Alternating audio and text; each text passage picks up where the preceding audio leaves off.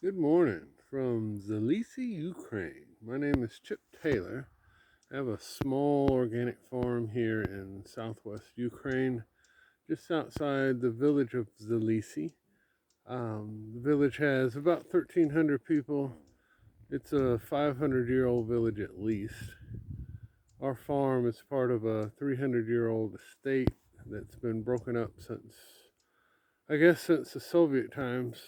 And what we farm is a small Um, right a little bit more than an acre, in several different spots.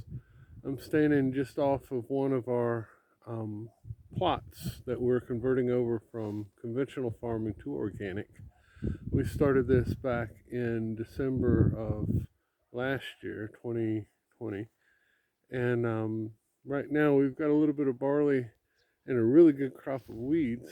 But this is the way that we anticipated it would be, since we're going from spraying the crops and we're doing a no-till. There's a lot of stuff going on that we're going to have weed issues for, and probably another year, maybe 2 years, until we get things a little bit more as they should be, a little bit more natural. What we did this year, that's the plot behind. You can see there's some barley that we're going to come back in here and cut.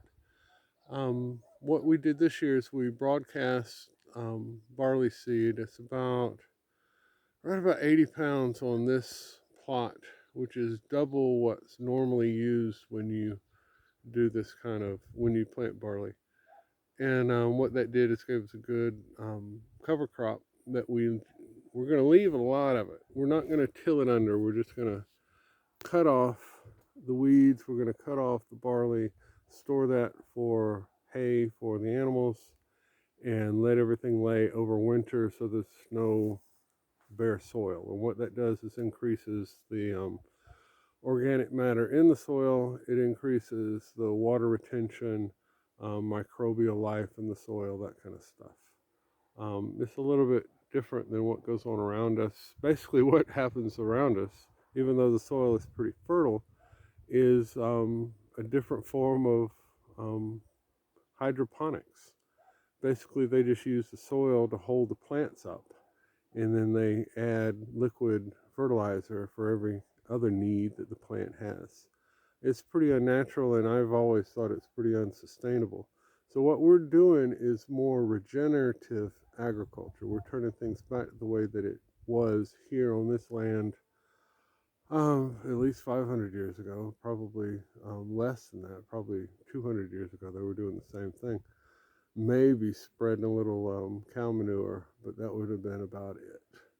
And so, what we're doing is trying to put fertility back in the soil a natural way, allowing the microbial life to decompose whatever organic material we add to the plot. It allows the nutrients in the soil to be in a form that it's usable by the plants. Eventually, we're going to plant corn back up here, maybe some other stuff. I'd like to put peppers up here, but I'm not sure that we're going to be able to do that because of lack of irrigation. It's going to have to be a drought tolerant pepper. We'll see what happens with that. What we're trying to do is show people that you can take a small piece of land. This is about 16,000 acres. I've got another one that's about 15. And then our main farm, where we're actually, what's actually under, um, what's actually being planted on the main farm is probably about 20,000 acres, or 20,000 square feet.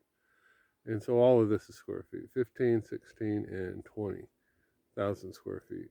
Total, a little bit more than an acre. What's at the main farm is we can irrigate. What's up here on these two plots, we had to use nature. So we try to use some drought resistant type crops here. What we've learned is what we've learned is people don't like it because it's not what's normal. It's not what's always been done. And you can't do that here. I hear all kinds of crap. That won't work. You can't do that. Well, we're doing it, and I think it works just fine. I think our barley crop is nice.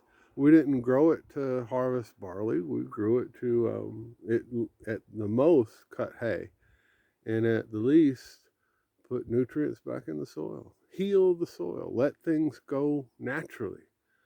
We use the weeds. There's a purpose for the weeds. You know, if you stop and count in this type shrub plant weed type environment, there's 27 different type natural weeds that we can identify right here. Well, that's the way it's been forever. I mean, that's how nature intended it. And so we don't want to make this a monoculture where everything's gone except whatever it is that we planted. We want to use that because what that does, what the weeds that are here naturally have done, is they've created an ecosystem, a bio organism in a living soil. And if we start removing all that stuff, the microbiology that goes on in the soil, what are they going to eat? This is what they evolved into. And so we can't just remove everything. We can remove some, and we can replace with things that aren't necessarily natural here. On our other plot, we've got Oaxacan green corn from Central America. We can't come in and take out everything that's natural here and add a foreign plant and expect things to go smoothly. And so what we're trying to do is add in a little bit, leave as many weeds as we can and still get a crop. Leave it as natural as it can be and still get a crop. And then slowly manage that. I wouldn't mind if we create a mat of weeds here. That's one of the principles behind the no-till, is you actually have a bed, a mat of organic material laying on top of the soil so that during the winter there's not bare soil and the life that's in the soil still has something to eat, whether you're planting a crop on it or not. That's the part that people don't understand. They want everything to be turned under, cultivated, and clean, just clean dirt. Well, look around.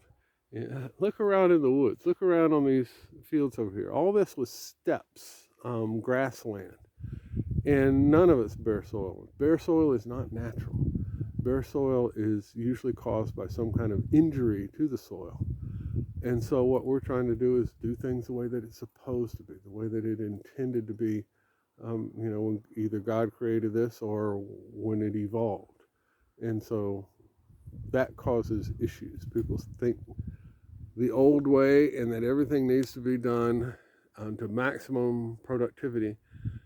We're doing that, just not exactly what they're thinking. We're not using maximum productivity to give us a huge yield of whatever cash crop it is. We're using maximum productivity to regenerate the soil. Maximum productivity includes weeds. People don't get it here, but and it's not something I came up with. This is old stuff. People have been doing this in the States for a long, long time. And so we're doing it here and we're seeing what happens. If this is something that's interesting to you, hit like, subscribe to the channel, share it with your friends, especially if you're in Ukraine. And you might be able to use some of what we're doing where you are.